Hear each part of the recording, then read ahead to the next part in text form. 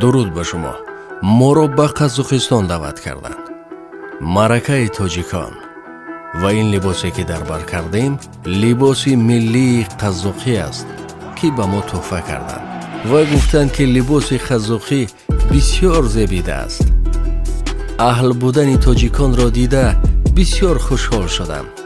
عرف و عادت تاجیکی، دسترخوان تاجیکی، از همه مهم چهره های نورانی و تبسم تاجیکانه. الله یعلم ما نشکو من الألم وما نعانيه من ضيق ومن سقم لكن لنا فيه ظن لا يخيبنا حاشاه أن ترجع الأيدي بلا نعم كم جاد من فضله قبل السؤال وكم أعطى وأغنى بمحض الجود والكرم الله يعلم ما نشكو من الألم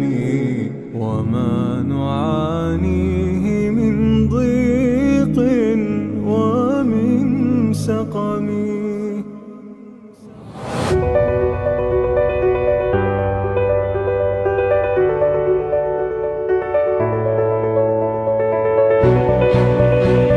این معرکه رو جنبست کردیم. مهمان دپوتاتی ولایت شدیم و دپوتات به من گفت که یک توی تاجیکانی دیگر است، نمی روی؟ برای من بسیار عجیب بود. گفتم می روم و ما یک جای با دپوتات به توی دیگر رفتیم. اما من مهمانی نخوانده بودم. ناگهانی به هر حال مهمان عطای خدا کو. محله چی نام دارد؟ محله چی نام دارد؟ محله الفارابی آزاد.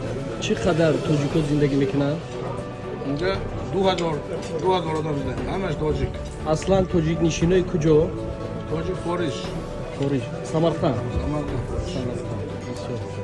در تویتان چقدر آدم آمد؟ 1000 تا. اینجا آش نهار و این مردم تاجیکانی سمرقند که پیشتر از سمرقند آمدند، عین حال در قزاقستان زندگی میکنند. اعتبار دادم این مردم هم بسیار اهل بین همدیگر، توی های دبدبناک و دعای ما نیز برای همشان چنین است که خدا محبت ما را بین همدیگر قوی گرداند و در پناهش نگاه دارد. این خوردگی همین زمان با آمدگی، نه خوردگی این زمان رو ندیدگی.